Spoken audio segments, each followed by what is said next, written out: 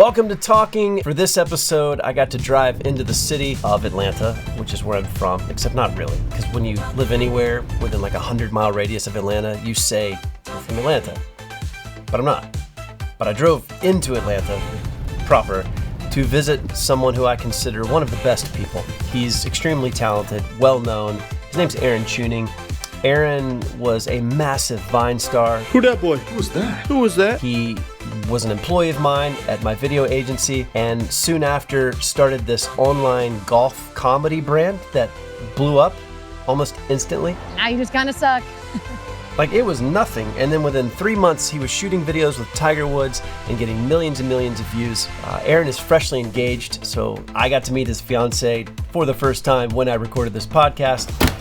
Am I at the right house? Is this where Aaron lives? Yes. He's in the shower. Sorry, you can come in. Oh my God. I'm Tripp. Hi, I'm Courtney. Hey, I came nice to record a meet podcast this morning. I haven't met you yet. Yeah, hi. Congratulations. Thank you so much. And we talked a lot about that and marriage and what it is and what it isn't, according to us.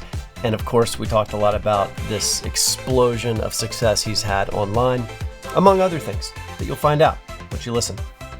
So I really hope you enjoy this episode. I certainly had a lot of fun. Aaron Tripp's here.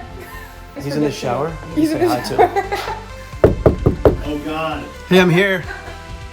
Sorry, you're 25 minutes early. I know.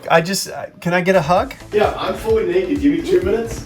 Okay. That's fine. What's up? How's it going? Good, man. Good to see you. Hello. I got here early. I thought it was going to take so much longer to get here. You're still filming? Yeah. Oh, sick. That's a Sick. good thing. Cool. Have we started the podcast? Yeah. Okay, sweet. It's begun. Yeah, I was like, as long as I'm good by 9:30, I had 15 minutes. Yeah. I thought as long as I tell him 9:45, if I get that by 10, I'll be fine. But It's a really I just funny podcast zoomed. idea. You take people a certain time and show up 30 minutes early in the morning. That's my thing. That's really good. Good. Yeah. Now we're just going. All right. Trying to see my guests naked is my goal. I like your house. Thanks. Um, I guess we're just doing this. yeah, we have so much to catch up on, man. I know. I've seen it all. Your whole life is just like blown up. Yeah, I just had to leave you. You are a boss now. Do you like being a boss? Do you like having employees? Are we going? Yeah. Are we on? Because it's something you don't really know till you have them. Yep. The thing about I'm here. this, I'm the here thing now. about this, I'm not trying to do a clean feed. We're getting dirty. This is dirty talk. I don't care what happens in the background because I don't care. Yeah, just a conversation dropped into. It's a whatever's going on. conversation. I really want to help people get a sense of your world. One of the reasons I first reached out to you is because you are known by a lot of people. You have a lot of followers. And they know you in this very specific way. Like, you even said to me once, like, you don't do sincere content. Like, that's not your thing. Mm. And I know that whenever I follow someone like you, who I respect, a comedian, musician, it's always interesting to get into their world a little bit. And sometimes even on the podcast I listen to, that still doesn't happen. It's still like a big performance. By the way, I do want you to be very funny right now. Okay. Okay. So I'm not asking No you pressure, to turn cool. it off. I'm just saying I'm interested in taking a peek because I haven't talked to you in a long time Yep. and a lot has changed. Yeah, you took a peek when you got here today too, I did. for sure. I tried. Yeah. Tripp was 30 minutes early, and I was in the shower, and I rushed to get out of the shower, and he was talking to my fiance, who he'd never met, in the house. Yeah. And there's just a camera, I have which you'll probably cut to right here, I'm assuming, but I was just standing there in my boxers, and Yep. hadn't seen you in a while, and you saw a lot of me immediately. What I'm interested in talking to you about is the fact that you had an idea and you went and did it. You started a thing. Yeah. Doing the whole story? You want the whole story? I just want to know how you did that. Yep. How did you do it so fast? So fast, but also 15 years of leading up to that. That's a really interesting point. You know, I mean, it's just like you see the overnight success and you ask them about that. And they're like, I've been doing this for 20 years. It just finally caught on. Yeah. I was always kind of waiting for the right idea, potentially, to go all in on. If that was a film idea, if that was, I know I didn't want to start an agency. I know we talked about that when I worked for you and leading Trust up to me, that. you don't. No. But I also didn't know if I wanted to be in front of camera. It was just like so many of us, you have so many things you like doing, things you're fairly good at, but you're not amazing at. And you're like, where does this all fit in? Yeah. So I was just kind of waiting around. And if something came, great. And that's kind of what happened. Worked for you for a year, and we each were thinking, you're like, I don't know if work as it was happening made sense for you and what you wanted to do. And I was thinking, I have this idea, and I've been kind of developing it, and I think I'm going to go all in here. I think there was one awkward conversation about it. It wasn't. Oh, was there? It wasn't awkward, but like kind of confrontational. Okay. Do you remember that? I don't remember. Remind me. You were one of the only employees I've had that I've had to be as confrontational as I was, which still wasn't that confrontational. For sure. Like you don't even remember it being that way. Yeah. I do remember one conversation. But I felt very comfortable doing that because you always invited that. One of my favorite things about you is that you invite feedback very humbly. You're a very humble dude to be so famous. So Not that talented. famous, but thank you. Everyone That was humble. I know I was knows being you. humble. Right. So what's interesting to me is that you found your lane by not really looking for it. Like you were just open to it, Yeah. but you weren't anxiously pursuing how to get big on social media, which is what everyone who wants to find their thing is trying to do, because it doesn't matter if you do run an agency or if you want to be an influencer in the coffee bean world. It doesn't matter. The pressure is figure out how to be someone on social media. Yeah.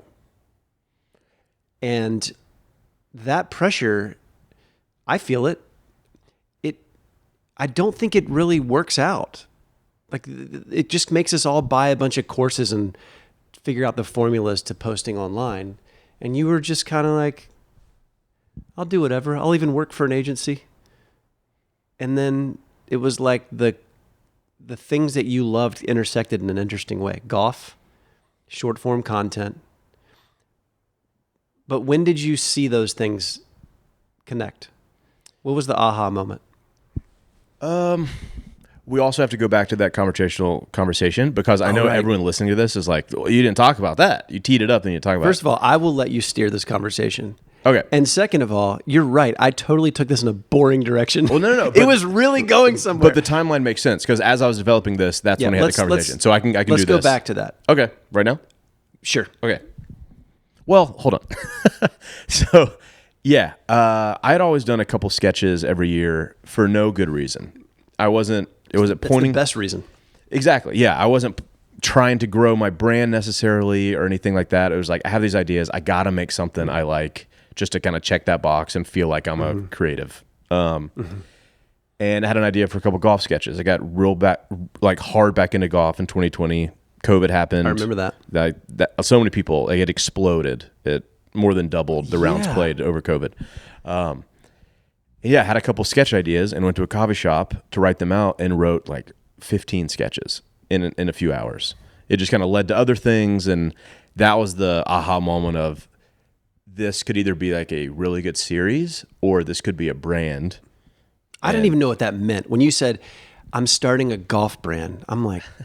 Yeah, golf-themed sketch comedy brand. What do you mean? Like a shoe? You're making shoe? What are you making? Yeah. I get it now. For sure. But I had a lot of conversations, people are like, what are you talking about? Like getting to shoot on courses. Everyone's like, what? A lot of no's. I'd have to drive to courses. So they met me and knew I wasn't a psycho. I wasn't trying to do some insane music video and tear up their course or something. But yeah, had those ideas, started to have some conversations, and it was all right, I think this is the idea I want to go all in on. And when you think about it, if I could just dick around on a golf course with my funniest friends all day, there truly is nothing better for me. Nothing I want to do more. So that was the gotta go in here. And I think it's important to recognize that what you're doing, dicking around on a golf course, is not something that everyone can do. It's the kind of thing that inspires people to want to find something that fun. But you're getting to do that because you're exceptionally talented and you've put years and decades almost into learning how to turn dicking around into engaging content. It's not just that you're like, oh, I'll just go turn on the camera. Yeah, and for sure. Like, you are very talented and skilled.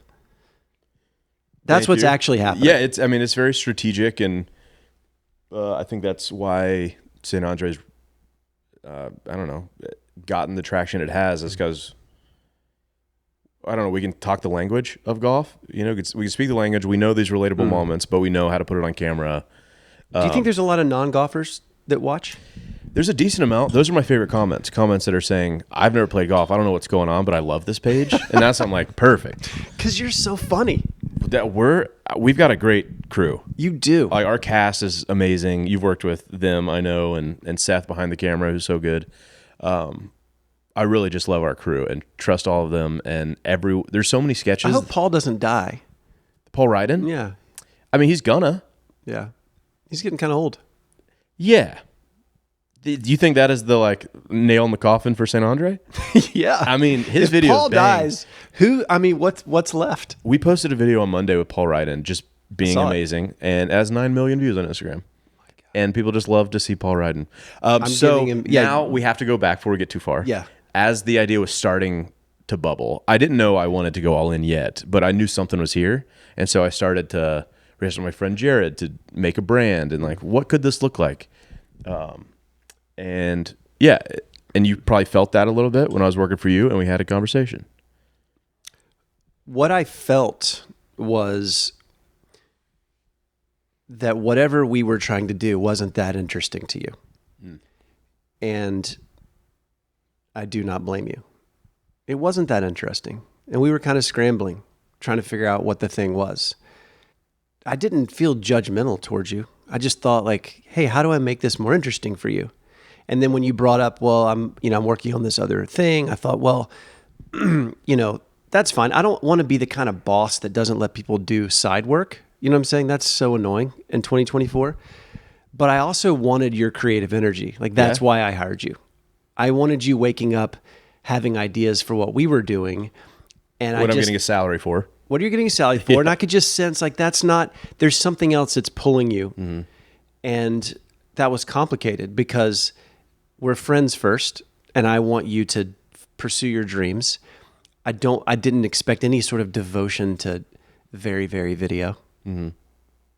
Am I devoted to very, very video? I don't know. Yes. If any of my clients are watching, it is my number one passion in life to deliver highly engaging, powerfully messaged video content for brands. Comedic ads that really move the needle for you and your brand. But at the end of the day, for your online blockchain, cloud storage. We were both in there trying to make a buck.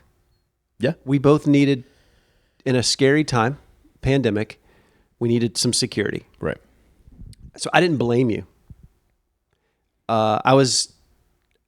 You want to know the honest truth? I've never said this. Yeah. I was really jealous.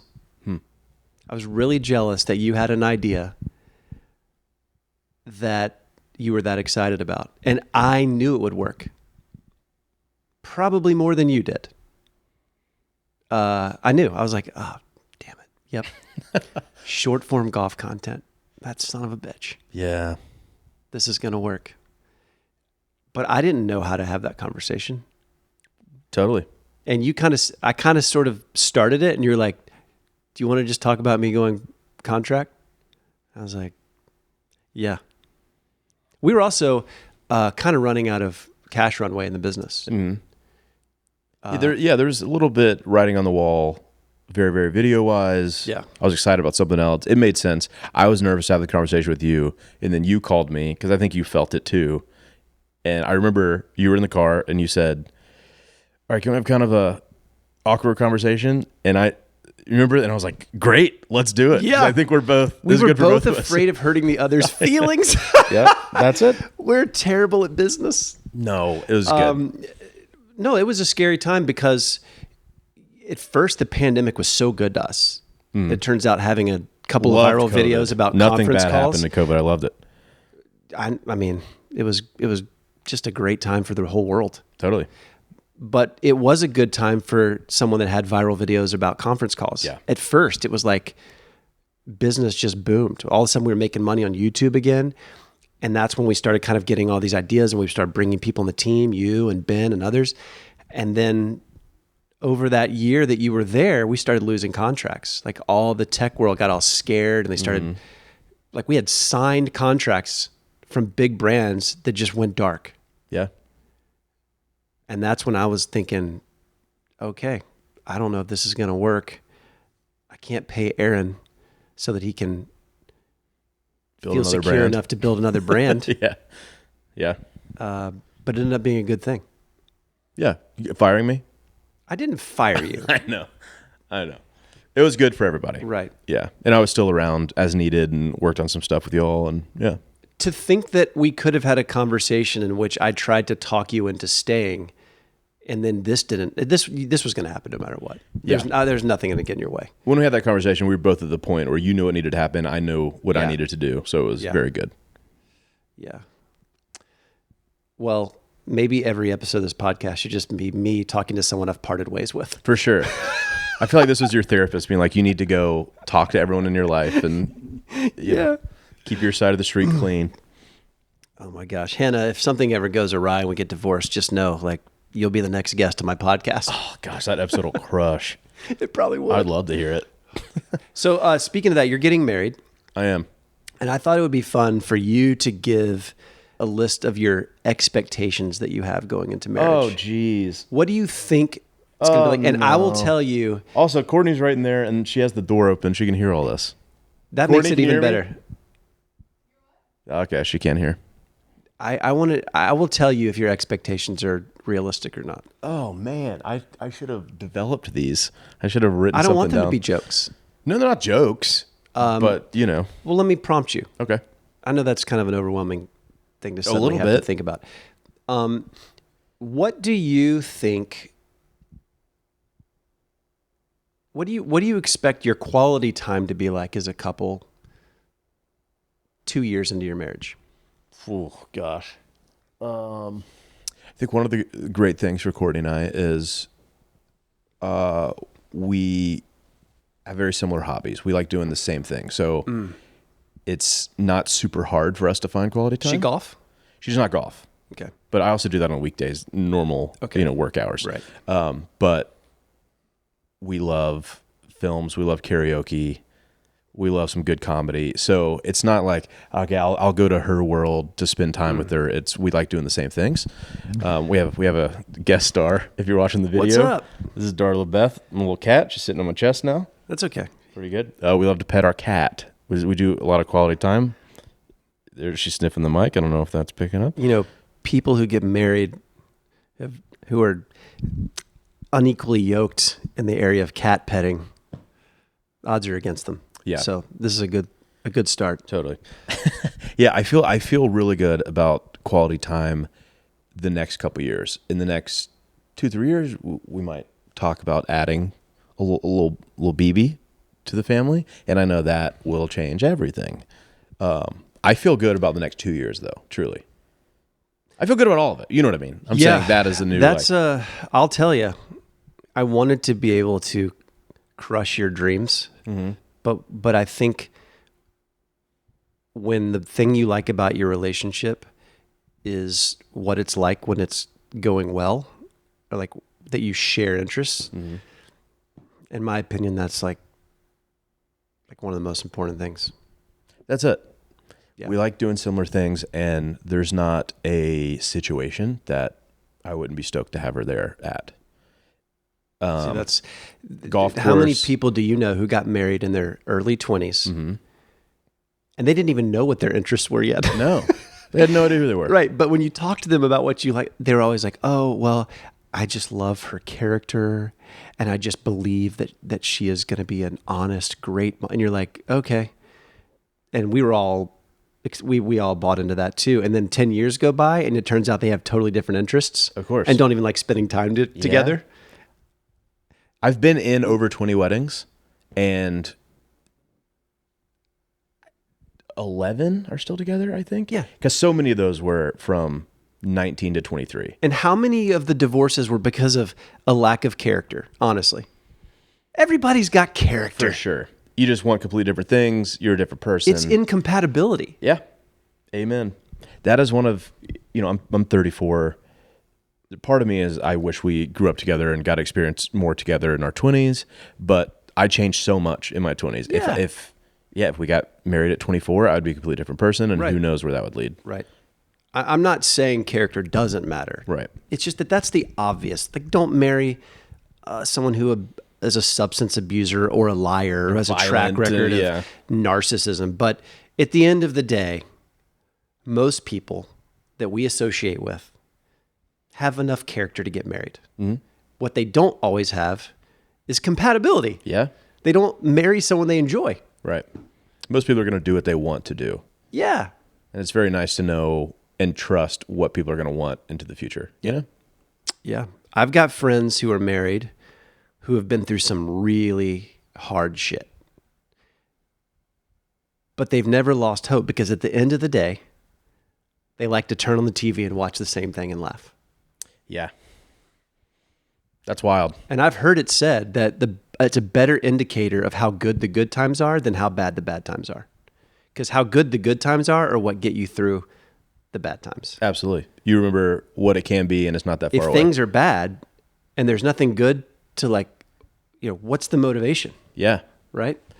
Yeah. You got to have the chemistry, the honeymoon phase, the laughing at nothing. Yep. So you know that's always there. That's always possible. I'm very excited for you. I'm very excited too. I truly didn't know if it was possible for me. I don't mean that as like a unlovable type thing. Every relationship I've ever been in, I was half in, and I was in my head being like, what am I doing? Is this, I have to convince myself of things or Oh my get over gosh, certain I know things. that game. Yeah. And it just feels like freedom not being in my head like that. Having no doubts. Do you feel like because you're getting married at what some would consider a later point, which honestly 34 is not really, Right. It's Southern late. it's Southern late, but do you feel like that's given you the time you needed to be able to orient yourself from what normal and good is? Because a lot of times I think in our younger adult years, we still are so impacted by what we were modeled, whether it's our parents or other people that we respect or whatever. It takes a lot of work to kind of be able to recognize what health actually looks like in a relationship. Yeah, I truly have changed so much from 21. I was a very conservative, very Christian kid that viewed everything through that lens. I am now neither of those things. More power to you if that's for you guys. And it's really opened me up. I truly think if I would have gotten married early 20s and still gone on this personal journey, I probably wouldn't be married. Right. And that's terrifying, and I'm so glad it's worked out. Yeah, how and it it's has. also okay for the people that had to do that. Of course. The part of growing up that way is being this idea being reinforced that if your marriage doesn't work out, your whole life didn't work out. So there's this unfair pressure already going in. Like all of life revolves around getting married. Yeah. Especially in the South, especially in the church. Especially. I didn't do that strategically. I wanted to. If the right situation popped up, I for sure would have been married at 22, 23. Why are you getting married? What do you think marriage is? Gosh, that's a good one. Really good. I mean, you could just live here. You could just live together. You could just share resources. Why get married? Yeah. Tax benefit? Tax benefit helps for sure. There's still a little bit of the traditional in my head. I want it for me, the status side of it. I want to this is a partner I want to be with forever. And I want to tell everyone that is a big part of it for me. That's really good. I feel like I could have a really good poetic answer if you briefed me, you son of a bitch. I'm not looking for you to be poetic. I'm looking to just hear your perspective. Yeah.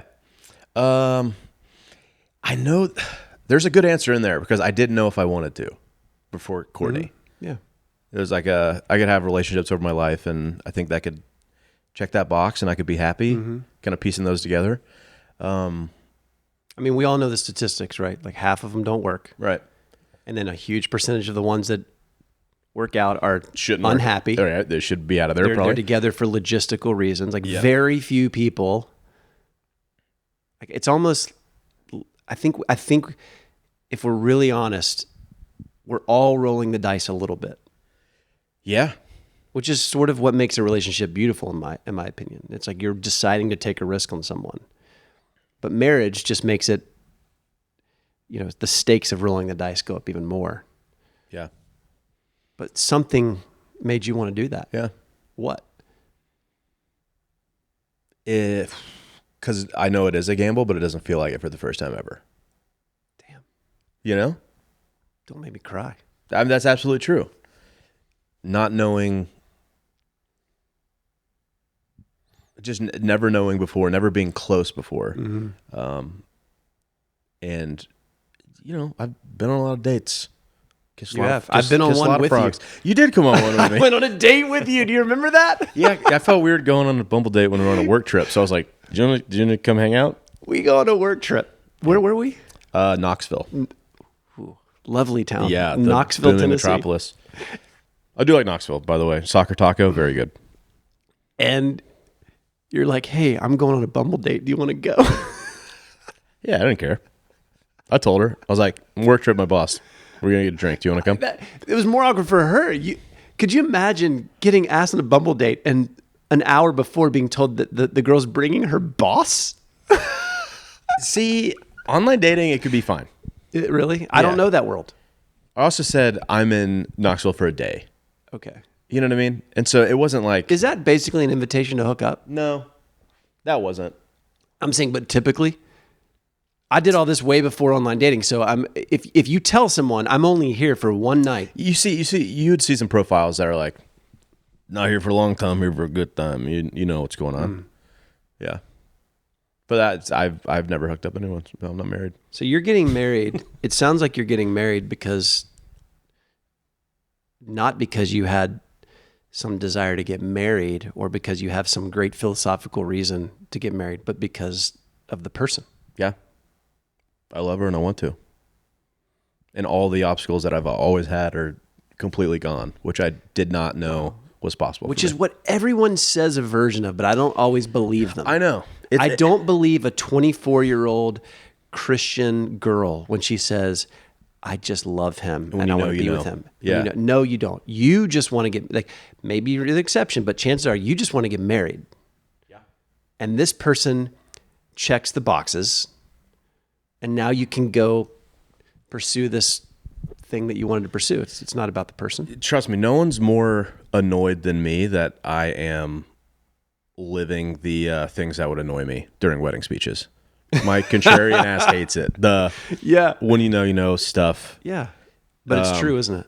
Yeah, I mean, I truly, this isn't as sad as it sounds, but the last couple of years, I had thought, like, I think I'm wired in a way where I can't get there when it comes to relaxing into a loving relationship. Dude, I never gotten close, and I was like, I don't think I can. There's that part of my brain, and I just started to accept close that. with your mom, were you? Yeah, still am. You're getting there.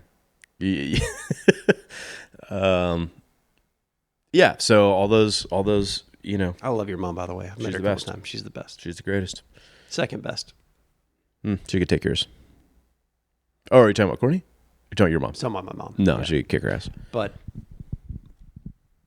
it's kind of textbook when guys like us grow up like really close to our mom, we tend to have commitment issues. Do you know that? Is it because you have the gold standard, or why? I don't know if I can explain it well. My therapist explained it to me in my 20s. You've gone to enough therapy for an army, I've so tell me. A lot of money on For therapy. sure. I'd be so rich if I didn't go to therapy. Yeah, that's why I had to clear out my salary to pay for your therapy bills. I think the way I understand it is when you have a very emotionally close relationship with your mom, is it feels perfectly normal when you're growing up that way. A lot of times, I'm not saying this is your parents, but I'm saying a lot of times it's because your mom can't have that with your dad, Yeah. And you play this role of a male figure that they can connect with and share emotions with, which feels normal to you, but is actually quite the burden for a young developing adolescent. And what my understanding is that when we are carrying that burden, it makes us afraid of we're gonna have to carry someone else's. Like, as soon as I would bet that when a girl started really getting close to you, and like, there's a little bit of a fear, a trigger, like, oh boy, like I don't know if I can handle this. Yeah. Because you're used to that being a lot, right? And that's a very overly simplistic way of what I'm trying to regurgitate that someone much smarter than me explained to me. But that changes when you find someone that you truly love and you really want to bring into your all life. of a sudden it's not scary. Right. Which is nuts. But when you have other friends that seem to just get in relationships easily. Yeah. That is know? true. They just bounce They're around. not worried about it. They're like, Yeah. oh yeah, this is great. May work out, may not. You're like, Yeah. how do you do that? Yeah, you're a freak. Wild. Yeah. I couldn't do that. I couldn't either. I was always 1 foot on the boat, 1 foot on the dock. And a lot of times that's because it's because we have dads that can't meet our mom's emotional needs. Okay. No, I'm not saying that's my dad or yours. Yeah, that felt very accurate when you said it like that. Well, the truth is, as someone who's been married for almost 10 years, it's inevitable that my kids are going to be in therapy for something. Yeah. You know, like, and the generation that our parents raised in, like we were making fun of 24-year-old early 2000s Christian boys and girls. The paradigm that they had to work with was really screwed up. Which is what? Great Depression dads that literally were probably sleeping around, had secret lives.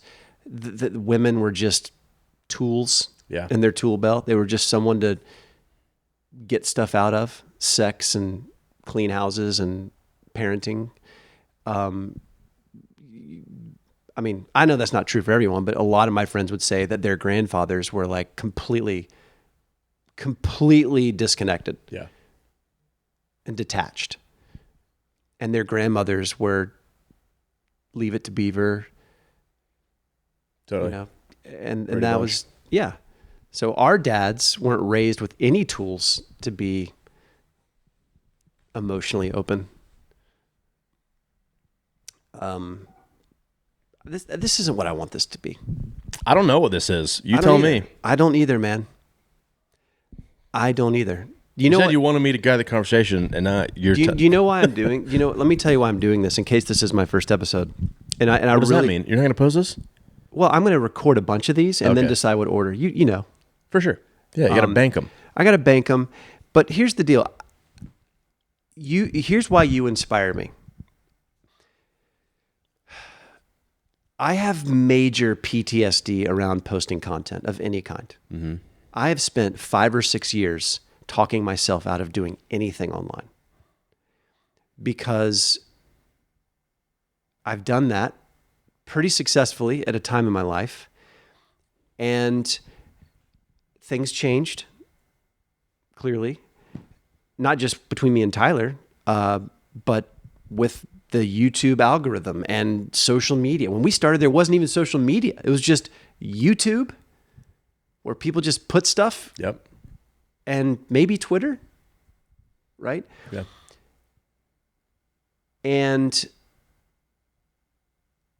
I think I'm finally realizing that the only way I'll figure out who I want to be on social media is just by putting myself on there. So here we are. Yeah, love that. Are you going to do it? I'll probably find a reason to never post this. I was say, what's the percentage chance that you post this? It's pretty high. Good.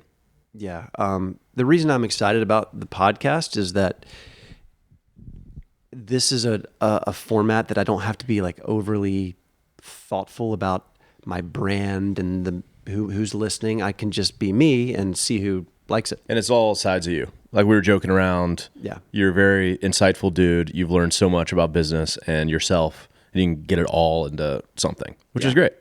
I mean, the reason I'm saying that is not because I just want to share that, because I'm interested in what you've learned from being someone who's put a lot out on social media. Mm-hmm.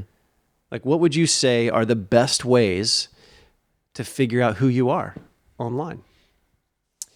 I think the idea of ordinary to you, amazing to others is very important to me. Ooh, tell me It's about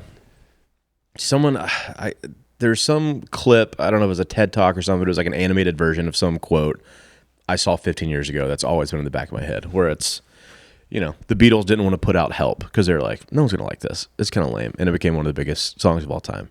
It's the idea of just accepting that you have some talent and not letting yourself be the roadblock.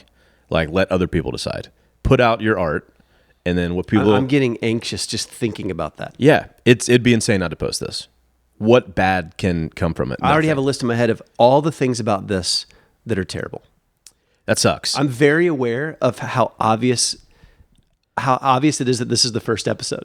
For sure.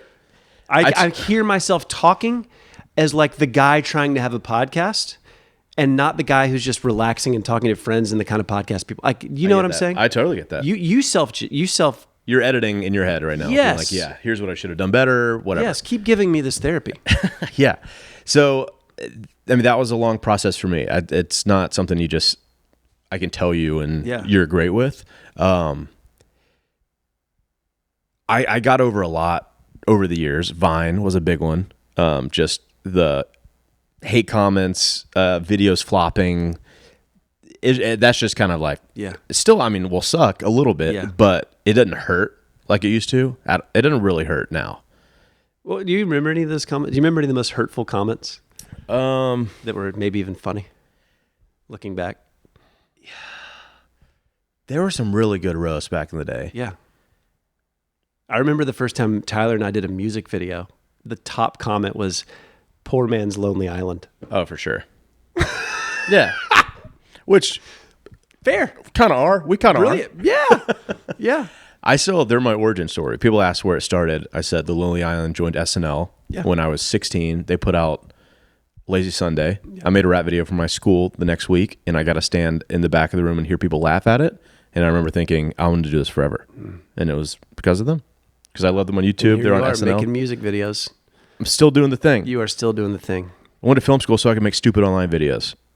So tell me more about ordinary to you, amazing to others. Is that what you said? I got to find that clip. I don't want to rip them off. This is me saying I did not come up with anything I'm saying. I heard it and it's inspired me forever. I'm so disappointed. I thought that was yours. No. Ooh. It's okay. But you were obviously immensely talented. It has worked in so many different ways in the past. You've made stuff for clients. You've made stuff for yourself. There's this wild track record of you making great stuff.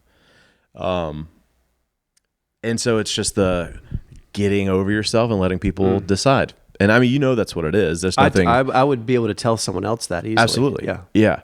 I do tell people that.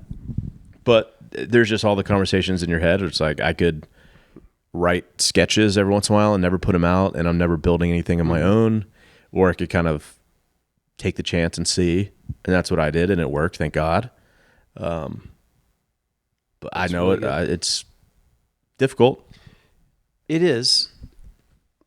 And it's increasingly difficult when everyone is sort of online talent. Like, again, I started in a world where we were one of the few sketch comedy YouTube channels. Yeah. No one, I didn't know anyone who made content on social media. So we felt very special. Yeah.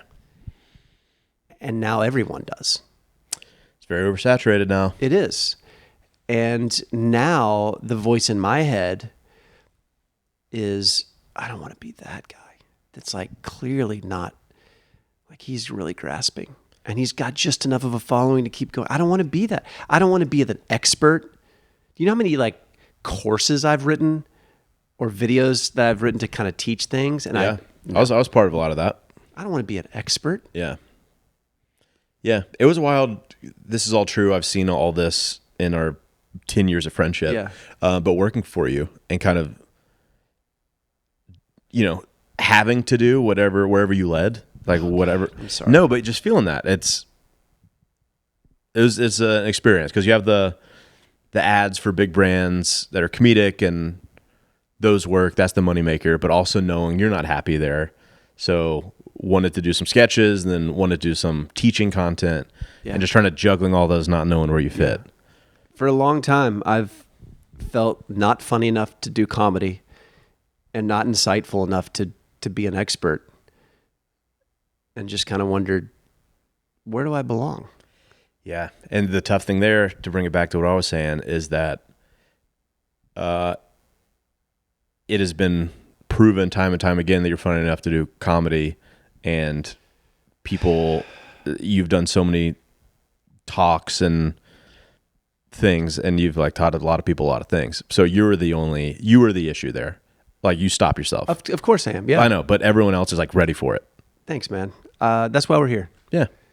I don't believe that yet, but I trust you and other people that have told me that. Yeah. So I'm here making content and feeling insecure right now that this is already content that's about me. Like I'm breaking a rule of a host of a podcast by setting you up to talk about me. Hey, we're talking. That's the whole thing, right? We're talking. Yeah. But I think the reason that we have this conversation specifically is because you have, how many years younger are you than me? I'm 34. So I'm 10 years older than you. Okay. And in a lot of ways, as I've kind of, I don't want to say regressed, but kind of like stepped out of the spotlight, and there's a lot of layers. I got married, I had kids, we moved. It's not like, it's just, I have, as I stepped back to kind of reinvent my career, I've watched you just launch in a way that I don't know how in this current world of entertainment and social media. Yeah. And so it's really inspiring to me, and I learn a lot from you. Appreciate it. Yeah. Yeah. It's different too. So, I mean, we did St. Andre. We launched that because I saw a lane open. So it felt like a fast track to success. Right. It wasn't just me putting out art when I felt like it and people caught wind of it and it exploded. No, there was some real good business sense in there. Yeah. Yeah. So it is weird, like talking about, there's not a ton of tangible advice I can give certain creators. Cause it was me waiting around until I had that light bulb. But that is the like, advice. Yeah. The true. advice that you don't know how to say that we're all seeing is that you did just put out stuff when you feel like it for a long time. You worked on your craft. Yeah. You didn't wait on someone to pay you to work on your craft. You didn't wait. You didn't stop when it didn't work. You kept making and you kept making. And at the same time, you found other ways to fund your life unapologetically. You found ways to make money. You worked for me. You worked for other friends. You did brand. You've done a lot of stuff that you don't like. You wouldn't choose to do. Yeah. Because that's what you have to do. Mm-hmm. And you kept your radar up looking for that open lane. Yeah. That's great advice. That is great advice. Your life is advice. Damn. That's the title. Yeah. Your life is advice. Yeah. Yeah, it was I don't know if it might be a freak thing. It might be something that everyone could do, but your skill set, passion, which would be golf, matching up with a lane you see open. Yeah. Like I know that's so rare. It is, because there is an amount of luck involved. Mm-hmm. Like there's a lot of people who have a lot of skill and a lot of passion who, especially like in the music world, the filmmaking world, who just don't, like you had a lot of stars line up. Yeah. You didn't know Vine was going to shut down, but you got all this practice making short form content. Yep. You worked in companies like mine where you got exposure to how like brand deals work and how to manage client relationships, and you got a little insight there. Yep. And then social media. Then there was a pandemic, That wasn't your Loved choice. it. Golf, like you said, grew in popularity. Yep. So there were some stars that aligned, but you did the work of setting yourself up to be ready for it. That is true. Yeah. And I think what's hard as a creative person, I talk to a lot of creative people, a lot, and there's a lot of anxiety around not being able to see that lane and going down wrong lanes. And for some people, it happens when they're 33, and some people it happens when they're 53 or 23 We're 44. or 13. Justin Bieber, you know, Moral of the story is to be 13 and meet Usher and have him put you on a song Ludacris. So why are you a Republican? Whoa. Why are you so homophobic? Why do you hate illegal immigrants so much? What are we doing? Why? I'm just trying to trigger you. Listen, I'm a big time libtard cuck beta soy boy. You know, another fun thing about knowing you over the last 10 years has been like watching you Lose my hair. lose your hair, watching you figure out how to exist in a world where politically things have gotten really heated up and divided, and the world you came from is sort of on the other side of where you ended up. Yeah. That's been fun to watch. Yeah, it's been I can't say it's been super fun to go through, No, it sucks. but I'm very proud of ejecting where I needed to eject and opening my mind and Me too. I think the right ways. I'm very proud of you. Thank you. Have I said that to you before? You have. I'm very proud of you. Thanks. For Yeah, all of yeah. it? Just, you know, let me say something else. Aside from being really talented and hardworking and being someone who set yourself up for this life that you have amazing integrity. You know, one of the things that I didn't really know about you until we worked together, because we were just we were friends, but like we didn't know each other that well. We couldn't hang out a ton. And I just watched how you interacted with people on our team, with our clients, and there was just so much humility and honesty. How did you get that way? Why do you have such good integrity? Jeez. I mean, you'll know, therapize me. Like, I don't know. my mom, my sister, truly the best humans I've ever known. So you were modeled this. I think so. Yeah. Truly. You know my sister? Vaguely. I think she's one of one and relationally just the greatest and has like started businesses. If someone doesn't like Callie, they're wrong. Like I just fully Callie is great. it's so I don't know. I love meeting people.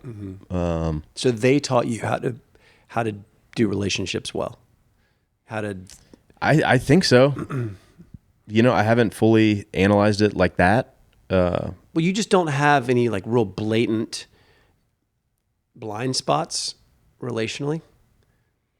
I hope so. I mean, being kind to people is wildly important to me at all costs. I mean, there's obviously times where you can't be and you shouldn't be, but I think when it comes to business too, it's natural for me like to talk to people and be actually curious about people and care about relationships. But how I've thought of it is there's always funny people out there making content. There's people who do similar things. But I know that I can choose to be the easiest person to work with. And I feel like that's always come back around where if we do one project, great. Ends great. Yeah. Hopefully they're stoked with what they got out of it, but then just people will come back around, hopefully, you know, when it makes sense. You do that well. That's always been important to me. What's Tiger Woods like? We shot with him twice and it was great. He was down. The first year more than the second. I think second year there was a little more stress going on in his life. So it was very much like all right, what are we doing? Let's get in and out, which he's one of the most famous people on earth. He can do that. He's probably a top 5 recognizable name on earth, maybe. Probably. So it's totally Would he fine. be if his name was Bill Simpson? Probably not.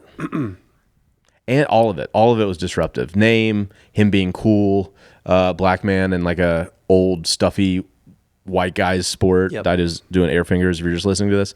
All of it. He had the entire package of being like a standout, legendary person. But yeah, we have a sketch coming out in a few weeks that I think's really good, where I'll just say the bit. I don't care. You're also probably never posting this. Do the bit. Second Shot Pro is the name of it. We shot this with Bridgestone Golf. They're one of our partners. Love them.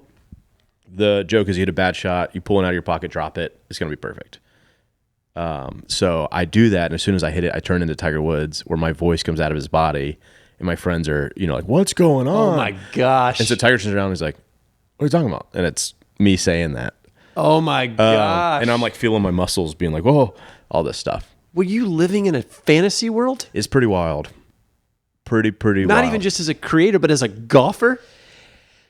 Yeah. Tiger Woods is playing you? It's crazy. But also, the first year, that was 3 months into us launching, we shot with Tiger.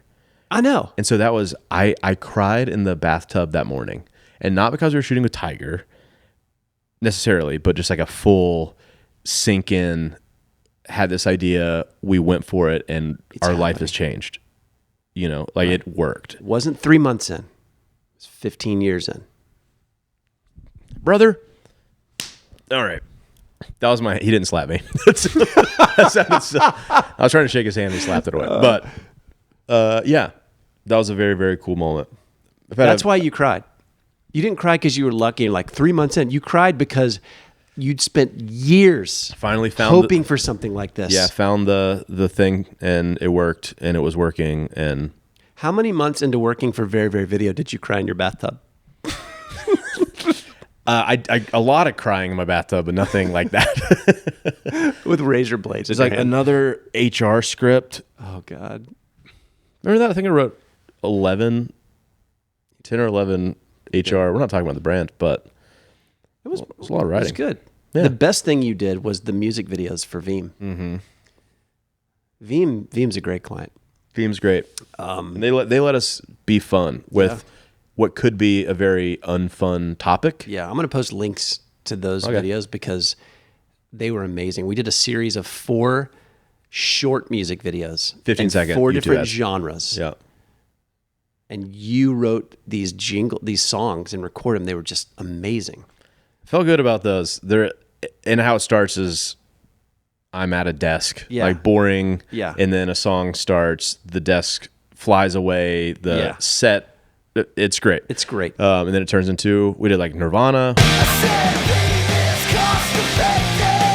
We did a R&B, like smooth R&B. Back up for AWS, that's scalable. we did Dead Mouse type EDM stuff. and country. Country, yeah. Yes, sir. No, how did it start? Yeehaw. Oh, well, yeah. Dang. Ransomware had my data all jacked up. If only I had secure backup. That was so good, man. That was fun. That might have been the most we jived together collaboratively, creatively. Like we were just... And that was me having this idea, which I think a lot of people would be like, that's insane. And you trusted me to do that. Yep. And I appreciate it. And I had a blast. That's a good boss. Well, how long should podcasts go? So usually like 45 or an hour. I don't know if you're doing an intro. The St. Andre podcast, a plug. We're usually 40 minutes with a guest and do like a 15, 20 minute intro, but there's 3 of us. So, for people that follow me who don't follow you, where do they follow you or find you? So St. Andre Golf is the golf channel and business we've been talking about. On all the platforms. All platforms. It's St. Andre. Which platform Golf. do you care the least about? TikTok. Really? I don't trust it. The numbers feel made up. Really? Yeah. Instagram, I feel like if we put a really good video on Instagram, it'll do well. It just kind of, there's a little more logic behind it. TikTok's a little more. And then every 6 months, Congress is like, we're shutting it down. I put no stock there. I don't think brands really do either. What about Twitter or X? Do you care about that? No. We have 3 full-timers, me, Seth, who does video, and Paul, who does social. we had nothing on Twitter, and when we hired Paul last May, June, so he's kind of been running with that. We've had some traction, but Does Seth edit everything too? yeah, he shoots and edits everything. He is unbelievable and so funny. There's so many visual jokes that that you have, Seth. are not in a script, and he'll send back a cut, and I'm like, that's absolutely perfect, and I never thought of that. That's what you want in a comedy editor. Absolutely. He's a unicorn. If he leaves, I'll die. Gosh, he's so great. Well, So yeah, St. Andre Golf, and then just my name for everything else. But I rarely do my own thing now. I'm kind of all in on noticed that. Andre. Yeah. I did start an agency too. Did you know that? no. Big Bird. What is it? It is a little boutique agency for golf brands. Oh. So many of the calls I got on in the first year with St. Andre, I realized that you don't need goofy little sketches. You need actual marketing help.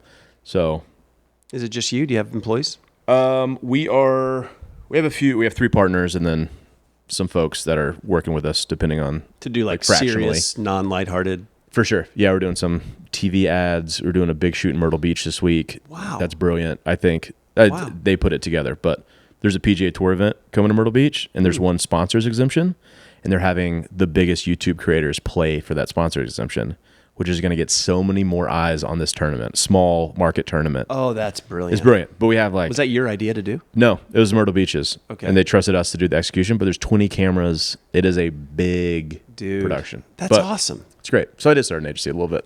When I was saying I knew I didn't want to do that. Yeah, it's okay. But that's like a... And I have a lot of help. So it's not me Right. at the head kind of struggling to figure it all out. We'll talk more about that offline. For sure. That's We'll do the agency follow-up, talk. follow-up episode. Yeah. There will be one. I want to have you back on. I love it. I'll do this anytime. I appreciate you letting me into your home. I'm very proud of you. Thank you. Your life is great advice to creative people who have a desire to express themselves and make money doing it. And I wish you the best in your marriage. And I'm very encouraged by the kinds of things that you're able to say Thank about you. your relationship. I appreciate that. You're going to do all right, man. Feeling really good about everything. And I mean, as you know, there's Lonely Island and there was Tripp and Tyler. Like, I remember going to events and seeing videos, and it was truly, I've been inspired by you since I was a kid. Well, thank you.